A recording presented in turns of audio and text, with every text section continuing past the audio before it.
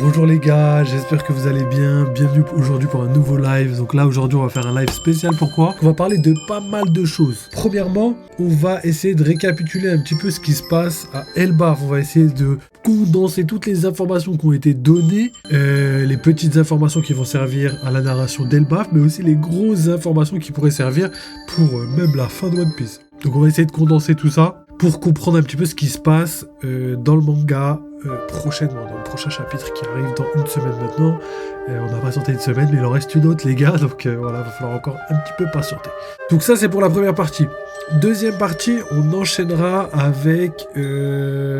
comment ça s'appelle? Attends, je baisse la musique, elle a l'air trop forte. Donc voilà, dans la deuxième partie les gars, on va essayer cette fois-ci de réunir toutes les théories qu'on a émises sur la chaîne en rapport avec les informations données à Elbaf. Donc voilà, il y aura un petit condensé de toutes les théories, il y aura potentiellement même plus. Donc voilà, ça c'est les choses qui pourraient arriver dans les prochains chapitres. Et une fois qu'on aura fait tout ça, si j'ai le temps, si je dis bien si j'ai le temps, on fera une petite react à la dernière vidéo de Ryo Sensei parce que justement, il y a pas mal d'informations à l'intérieur. Et j'ai envie de parler power scaling tout simplement. Et Ryo, voilà, c'est le gars vers qui il faut se tourner si jamais on a envie de choses autour du power scaling. Donc voilà en tout cas pour la petite introduction. On passe à l'auto-promo les gars. N'hésitez pas à liker, à follow, commenter parce que ça aide énormément la chaîne au niveau du référencement et de l'algorithme. Vous avez aussi accès à la souscription YouTube si jamais vous voulez participer de manière financière. Vous avez plein de contenu en avance, contenu exclusif, badge, emoji, commentaires mis en avant. Vous avez tout ça les gars. Et sinon, vous avez aussi la souscription Twitch qui là pareil vous donne accès à de nombreuses choses. Donc n'hésitez pas à venir, à participer, il y a pas mal de choses qui est possible et tout. C'est trop cool. Donc voilà les gars, je pense avoir fait le tour au niveau de l'auto-promo. Il y a même le Twitter et le Discord, donc voilà, faites-vous plaisir. Voilà, on va commencer. Qu'est-ce qui s'est passé dans Elbaf? Tout le monde se rappelle un petit peu de ce qui s'est passé. Je pense pas que ce soit nécessaire que je fasse un récapitulatif complet des événements, mais en 2-3 mots, c'est simple. Luffy part d'Egghead, ils vont vers Elbaf, sauf qu'il s'est passé quelque chose, ils se font kidnapper, on arrive directement à Elbaf, on comprend pas qui est la personne qui les kidnappe, on comprend pas non plus comment ils sont arrivés là, mais ils évoluent dans un monde qu'on croyait être Elbaf, mais qui n'est pas du tout Elbaf. Donc voilà. Ensuite, on sort justement du diorama avec toutes les références qui ont été sorties, comme le Jormungand, comme Mugen, en lien avec le corbeau d'Odin, et Jormungand en lien avec le serpent monde. Et après, il y a aussi Road qui joue le rôle du dieu soleil. Donc voilà, des informations qui ont été mises, mais justement pour nous donner des informations sur ce qui pourrait se passer à Elbaf, parce que tout ça n'était qu'une pièce de théâtre, un simulacre. Et du coup, on arrive à sortir d'ici et on arrive en face de l'arbre gigantesque qui compose Elbaf et où les géants vivent. Je parle bien de Yggdrasil. Au niveau de Elbaf, je pense avoir fait un récapitulatif complet. Et les dernières informations, c'est que Luffy, en sortant du diorama, en fait, il repère une voix très sombre. Et quand je dis une voix, c'est bel et bien avec son haki, hein, c'est pas une voix d'un point de vue vocal. Et il arrive devant une personne complètement légendaire qui est craint un petit peu de tous les géants d'Elbaf et qui se trouve être Loki. Voilà, ça c'est légendaire. On a un petit dialogue entre Luffy et Loki et aussi donc les deux dieux du soleil actuels de l'île d'Elbaf. Donc voilà, hein, c'est le petit foreshadowing, le petit parallèle assez sympathique. Et on a aussi une double page magnifique sur l'architecture de l'île d'Elbaf, la conception et tout ce qui s'ensuit. Donc voilà, ça c'était pour le récapitulatif d'Elbaf. Très court, très dense, mais bon, je pense que tout ça, c'est les informations qui sont les plus importantes entre guillemets. Si j'ai oublié quelque chose, n'hésitez pas à me le dire dans les commentaires les gars. Donc voilà, premièrement, parlons de Loki les gars. Loki, c'est une personne qui est désignée comme étant une personne capable de détruire le monde, celui qui va détruire le monde, mais aussi un des géants les plus puissants d'Elbaf. Ça, c'est les informations qui ont été transmises dans le dernier chapitre, dans les derniers chapitres, et même bien avant, parce que voilà, c'est un nom qui revient assez souvent et qui est assez sympathique. Donc voilà, tout ça pour vous dire que Loki, c'est le monstre potentiellement gentil, qui pourrait s'allier au Mugiwara, mais aussi potentiellement méchant, qui pourrait être l'antagoniste parfait d'Elbaf. À l'heure actuelle, on se pose tous la même question. Donc, à voir ce qui pourrait se passer par la suite. Tout ce qu'on sait, c'est qu'elle a été enchaînée par les géants pour éviter qu'ils fassent n'importe quoi. Donc, Loki, destructeur de monde, personne la plus badass d'Elbaf qu'on ait vu pour l'instant, personne la plus puissante d'Elbaf qu'on ait vu pour l'instant, et sûrement une des personnes qui était destinée ou qui est destinée à devenir le roi potentiellement d'Elbaf, le dieu soleil potentiel, ou même l'ennemi numéro 1 d'Elbaf. même si on pourrait déjà dire qu'il est ennemi numéro 1. Donc voilà. En tout cas, je pense avoir réuni toutes les informations autour de Loki. Ça, c'était une première chose. Et la fameuse aussi, je peux le dire parce que voilà, ça a été dit il y a longtemps, mais il y avait aussi le mariage entre Laura, je sais pas, les deux peut être utilisé en japonais, et Loki, qui s'est pas fait finalement, et qui aurait pu permettre à Big Mom d'avoir une armée légendaire à côté d'elle. C'est vrai que si tous les guerriers d'Elbaf étaient avec Big Mom, étant donné ce qu'on sait de ce qui s'est passé là, sur le fait que Loki a réussi à tenir tête à tous les géants d'Elbaf, on comprend assez facilement qu'il pourrait se passer des trucs légendaires. Donc voilà, Loki, je pense avoir fait le tour, on va passer à la suite. Ensuite, parlons du dieu soleil, parce que là on a parlé de Loki, mais c'est vrai que là, de plus en plus, je sais qu'il y a beaucoup de personnes qui en ont marre un petit peu, il y a beaucoup trop de dieu soleil dans ce foutu manga.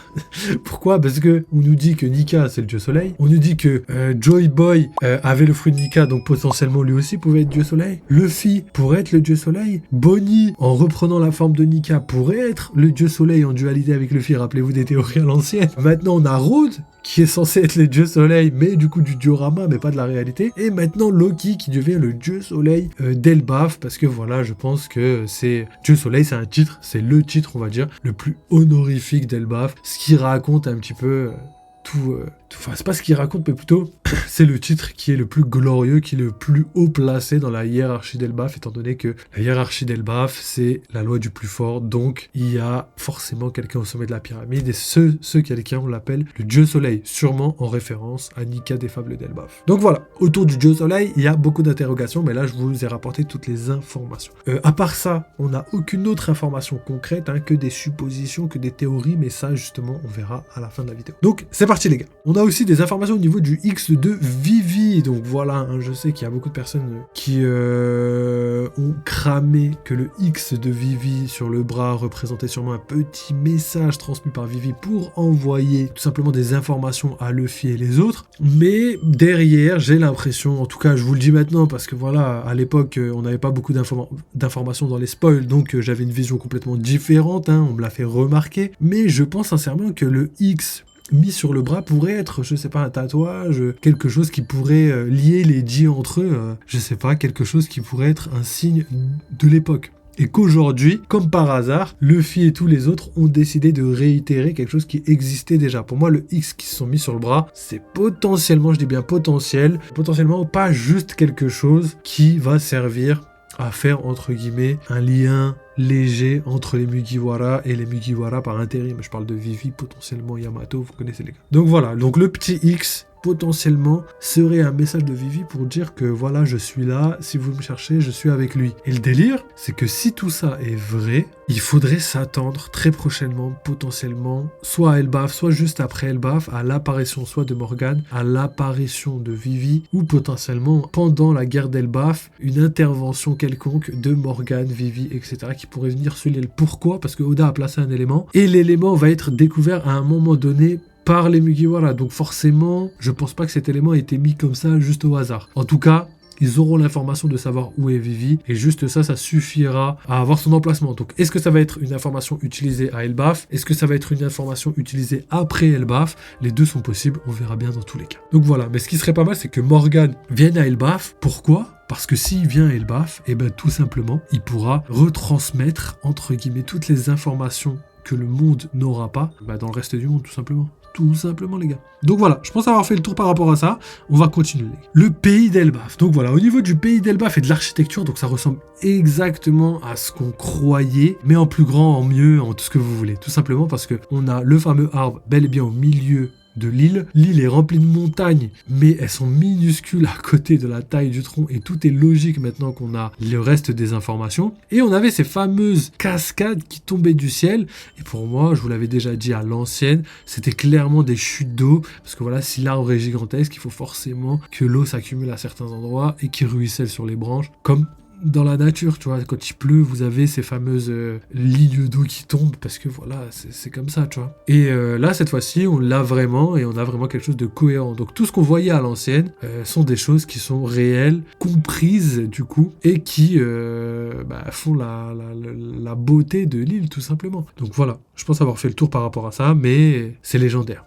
Au niveau de la géographie, on a la couche inférieure qui est remplie de glace, remplie de fjords, tel un pays scandinave, tel un paysage viking comme on a l'habitude de le connaître. Cependant, on a l'impression que quand on passe dans les strates supérieures, logiquement la température devrait être la même, voire beaucoup plus basse. Et au final, c'est pas ce qu'on a l'impression. On voit vraiment un arbre verdoyant avec certains arcs-en-ciel, donc potentiellement on est plus proche du soleil, peut-être que la chaleur y est potentiellement plus grande, on verra un petit peu par la suite, mais d'après ce qu'on voit, c'est quand même quelque chose de magnifique et de hyper bien fait. Donc voilà, on a aussi d'autres informations, on a parlé des arcs-en-ciel, on a parlé de l'épée, on n'a pas parlé, mais il y a l'épée gigantesque qui est plantée dans l'arbre, donc on a vraiment ce côté féerique, ce côté RPG, ce côté vraiment hyper bien fait, hyper nordique, ce côté vraiment celtique, voilà, ce côté viking, celtique, tout ce que vous voulez, tu vois. Donc voilà, continuons. Je pense que là, en tout cas, pour le pays d'Elba, j'ai réussi à réunir toutes les informations. Ensuite, on a cette fameuse épée gigantesque, donc ça, on va y revenir plus tard, parce que ça va être carrément des théories, parce qu'on a zéro information. Tout ce que je peux vous dire, c'est qu'elle doit faire entre, je sais pas moi, 10, vraiment au minimum, et ça m'étonnerait. Je serais plus sur du 20, 60, 70, même 100 km de longueur. Ce qui est totalement colossal, les gars. Colossal. Donc voilà, on va prendre une fourchette large pour pas se tromper, mais on a entre 10 et 100 km, les gars. C'est vraiment colossal. Un géant ne peut pas la porter. Même Oz, transporteur de pays, qu'on pourrait croire qui pourrait la porter, ne peut pas la porter. Il ne fait même pas... Il est minuscule, hein. Oz, c'est 70 mètres. Là, on parle en dizaines, en centaines de kilomètres. Donc voilà, ça c'est juste les informations, je vous les donne. Vous en faites ce que vous voulez, en tout cas pour les théories. Ça peut pas être du Oz. Pareil pour Onigashima. C'est vrai qu'Onigashima, on pensait que la tête d'Onigashima était un Oz, mais non. Le Oz qu'on connaît, les deux Oz qu'on connaît, ils faisaient à peu près 70 mètres, tu vois. 70 mètres, encore une fois. Et la tête d'Onigashima, elle est entre, je crois, 700 et 900 mètres, tu vois. Donc c'est juste une tête. Donc elle est plus dans les ordres d'un corps de 10 km. Donc ça vous donne un petit peu la taille. Donc voilà, vous savez maintenant, les gars. Mais franchement, c'est colossal. C'est colossal. Après, j'ai dit 100 km, mais pour l'épée, moi, je la verrais plus une bonne vingtaine de kilomètres. Déjà, c'est pas mal. Franchement, une vingtaine de kilomètres, c'est pas mal. C'est vraiment pas mal. On continue. Maintenant, on va parler des personnages, parce que je pense que ça va être le dénouement et ce sera tout pour cette première partie de live. Les personnages, pour moi, c'est ultra important. Pourquoi ? Parce que c'est ce qui nous donne des infos. Qu'est-ce qu'on a ? On a déjà l'équipage de Luffy, séparé en deux groupes. Premier groupe, l'équipage qui était avec Vivi, donc l'équipage du début, hein, Is Blue plus Chopper, tout simplement. Et de l'autre côté, on a l'équipage Grand Line, sans compter Chopper. Chopper, c'est un peu le mec du milieu, tu vois, qui est entre les deux, tu vois. Parce qu'il a vécu énormément de choses avec l'équipage, donc 900 épisodes, je pense, même plus, hein, je pense que c'est plus que ça. Alors que les autres sont quand même un petit peu moins, tu vois. Donc déjà, ça montre un petit peu l'importance que Chopper a dans l'historique de l'équipage, étant donné qu'il était là quasiment tout le temps. La seule chose qu'il n'a pas connue, c'est Is Blue. Tout Grand Line, il a quasiment fait tout Grand Line. Hein. Il a raté une seule île. Et voilà, l'île était pas ouf. C'était vraiment pas ouf. C'était Whiskey Peak, ça n'a pas duré longtemps. Et c'était en rapport avec le Baroque Works. Donc tout va bien. Il a vraiment rien raté. Avec aussi, il a raté la Boone et Crocus aussi. Le Cap des Jumeaux. Donc voilà, en tout cas, Grand Line, il aura fait quasiment tout Grand Line. Alors que les autres ont grandi là-bas, ils en ont fait pas mal et tout, etc., etc. On continue. Donc les personnages présents, on a parlé des Mugiwara, maintenant parlons un petit peu des autres personnages. Donc déjà, on va continuer avec l'équipage des Pirates des Géants. En tout cas, l'ancien équipage, étant donné que c'est ceux qu'on a vu en premier. Donc là, on a tout l'ancien, enfin, entre guillemets, tout l'ancien équipage des Géants, avec Dori et Brogy, Oimo Ikashi. Mais aussi, on a à l'intérieur Kuma, qui est toujours là, les gars, hein, et Bonnie. Donc on a déjà une supernova sur l'île. Donc ça, c'est assez intéressant parce que c'est limite si on les a oubliés, si, tu vois, on avance dans l'histoire et on oublie qu'ils sont là. Donc je pense qu'ils vont avoir un rôle potentiellement pas énorme, potentiellement légendaire dans cet arc. Pas qu'ils soient là pour rien. Étant donné que Bonnie, elle idolâtre un petit peu Nika, je pense qu'elle pourrait avoir des choses à raconter par rapport à ce qui a été transmis dans sa famille de boucanier. Donc ça, c'est une des choses qui pourrait être sympathique. Ensuite, qu'est-ce qu'on a ? On a Lilith. Lilith qui, elle, est légendaire dans le sens où elle est connectée encore au Punk Records, elle a le savoir du monde et elle va sûrement nous aider. D'ailleurs, c'est pour ça que je pense qu'elle est restée avec Robin, parce que ce qui est bien, c'est qu'à elles deux, elles vont pouvoir décrire et décrypter tout ce qu'il y a à savoir autour de Nika, Elbaf, les poneglyphes, les infos manquées à Egghead, hein, comme je vous le dis à chaque fois les gars, hein, toutes les infos qui ont été données dans le message de Vegapunk ont été tirées des livres d'Ohara, des recherches de Clover qui sont aujourd'hui mis à Elbaf. Et Vegapunk lui-même a dit qu'il était parti là-bas pour étudier tous ces livres. Donc déjà ça vous montre énormément de choses dans le sens où Lilith etc. ont déjà des infos dans le Punk Record et qui potentiellement pourraient faire en sorte de les divulguer dans cet arc. Je pense que c'est le meilleur moment pour les divulguer. Et évidemment, on arrivera aux mêmes conclusions qu'à Egghead, on n'aura pas plus d'informations que Vegapunk à l'époque. Et c'est normal parce que voilà, on n'est pas encore à la toute fin de l'œuvre sur Raftel, où là, cette fois-ci, on aura vraiment le dénouement de Joy Boy, l'histoire du siècle oublié, etc., etc. Là, on va avoir des informations qui vont nous questionner encore une fois sur qu'est-ce que le One Piece, qu'est-ce que Joy Boy, qu'est-ce que tout ça, tu vois.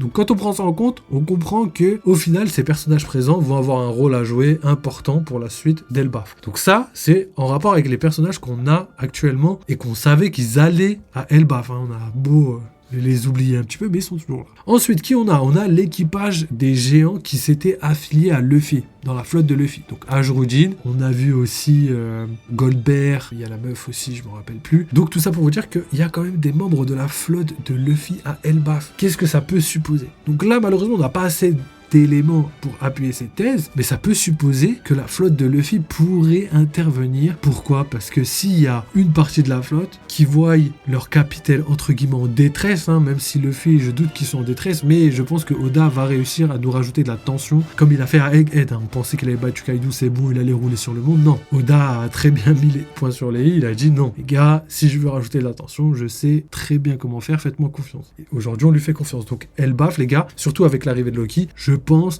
que ça va être un arc où Luffy aura quand même des difficultés malgré son statut. Donc ça, encore une fois, c'est des choses qui vont être importantes pour la suite. Donc potentiellement que la flotte pourrait intervenir et ça c'est intéressant. Donc voilà. Ensuite, ça c'est les personnages connus. Je vous ai parlé de Vivi et de Morgan tout à l'heure qui pourraient eux avoir un rôle de retranscription comme Vegapunk à Egghead. Eux auraient le rôle de transmettre un petit peu les informations dans le monde et ce serait potentiellement un bon moment pour revoir Vivi, même si je trouve qu'il est un peu tôt. Après, sachez qu'il faut quand même qu'ils se revoient pour mettre en place la guerre de la fin du manga, tu vois, les alliances, etc., etc. Et peut-être que Vivi, c'est peut-être le moment pour qu'elle rejoigne l'équipage. Tout est bon pour elle pour rejoindre l'équipage. Elle n'a plus de foyer. Elle est recherchée par le gouvernement mondial. Son père a été assassiné. Elle ne peut plus rentrer dans son pays. Pourquoi? Parce que justement, on n'a plus... elle a été désignée par Im-sama comme une personne à éliminer. On l'avait très bien vu à la rêverie. Et du coup, ce qu'on savait pas à la rêverie, c'est que potentiellement, elle pourrait revenir dans l'équipage et accomplir sa tâche. Et on comprend mieux maintenant, quand on a tous ces éléments en tête, qu'en fait, Oda l'a considérée déjà dans l'équipage parce qu'il savait qu'à la fin, la finalité des choses allait faire en sorte qu'elle rejoigne l'équipage. Et du coup, ça équilibrerait plein de choses. Plus de filles dans l'équipage, etc., etc. Vous avez compris qu'au niveau du fan service et tout, ce serait parfait. Donc personnellement, Vivi qui rejoint enfin l'équipage, c'est totalement pas impossible. C'est pas quelque chose que j'aurais priorisé à première vue, mais le message de Vivi, elle a nulle part où aller. Elle est avec Morgan et Wapol, donc deux personnes qu'elle affectionne pas tant que ça. Et le meilleur pour elle, c'est d'avoir une bonne, tout simplement, protection. Et pour avoir une bonne protection, je pense qu'elle doit tout simplement rejoindre Luffy. Vous me direz, ouais, mais du coup, elle va mettre son pays en danger, machin chose et tout. Oui, mais rappelez-vous un truc. Rappelez-vous qui elle était la première fois qu'on l'a vue. Elle s'appelait pas Vivi, si je me trompe pas, c'était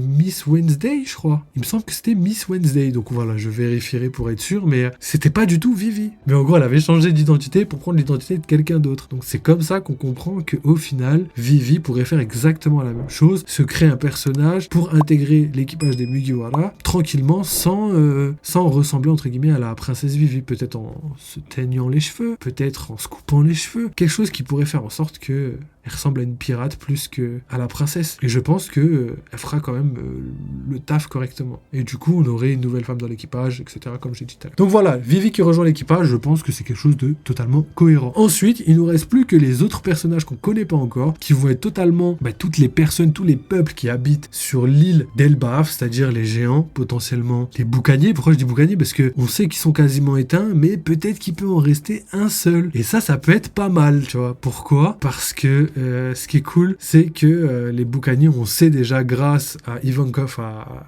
God Valley, que c'est des personnes qui sont liées aux géants d'une manière ou d'une autre. Donc potentiellement qu'on pourrait en retrouver un ou deux cachés sur l'île. Et du coup, le dénouement autour de Kuma et Bonnie aurait encore un rôle à jouer sur Elbaf. Donc vous voyez qu'en fait, il y a tellement d'éléments qui ont été donnés en amont que là, on peut faire tout ce qu'on veut limite par rapport à Elbaf. On sait que les boucaniers sont liés aux géants et qu'au final, on sait que du coup, Kuma et Bonnie sont sur l'île. Donc voilà. Vous captez exactement comment Oda pourrait manier les choses de doigt de maître, tellement il est fort. Donc voilà, au niveau des personnages présents, donc on a parlé de pas mal de choses, et il reste maintenant que toutes les races possibles qu'on pourrait imaginer, potentiellement U-Rouge. Moi je vous ai déjà dit que U-Rouge, j'ai l'impression que c'est pas sur cet arc qu'on va le voir, et potentiellement sur cet arc, tout le monde sait que dans les arcs depuis l'ellipse des 2 ans, on a une supernova, tu vois. On a l'introduction d'une des supernovas qu'on avait vu à Shabonji. Et les gens disent que vu que il reste que U-Rouge et qu'on n'a pas eu d'autres personnages, peut-être qu'on pourrait voir tout simplement U-Rouge sur l'île. C'est pas impossible du tout, mais je pense pas vraiment que ce soit ultra nécessaire. Pourquoi ? Parce qu'il y a plein de possibilités, les gars. En vrai, regardez Kid, il a coulé à côté, donc forcément, s'il s'échoue sur une côte, ça va être celle d'Elbaf. On a déjà Bonnie, on a aussi potentiellement toutes les autres supernovas, parce qu'on sait qu'ils ont disparu, qu'ils sont partis. D'après vous, ils sont où ? Potentiellement à Elbaf. On a vu que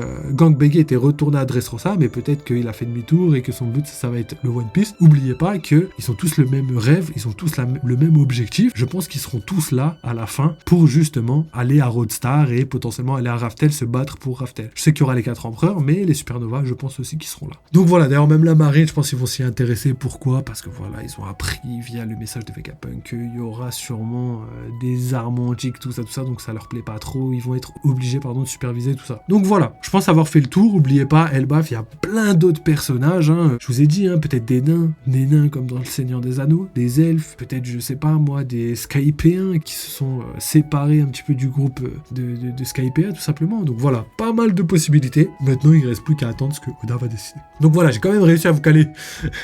C'est ça qui est marrant, j'ai quand même réussi à vous caler des théories, alors que j'avais dit que récapitulatif de toutes les informations d'Elbaf. Donc voilà les gars, c'est terminé pour la première partie du live. Merci d'avoir suivi, ça fait grave plaisir. Oubliez pas, si jamais vous kiffez les délires et kiffez les concepts, vous voulez nous aider, il y a le petit like, petit follow, petit commentaire. Vous avez accès à la souscription Twitch et la souscription YouTube. Il y a aussi le Twitter, le Discord, donc faites-vous plaisir les gars. Et je vous laisse sur ça, n'oubliez pas, vive les jeux vidéo, vive One Piece, et à très très bientôt la team YouTube.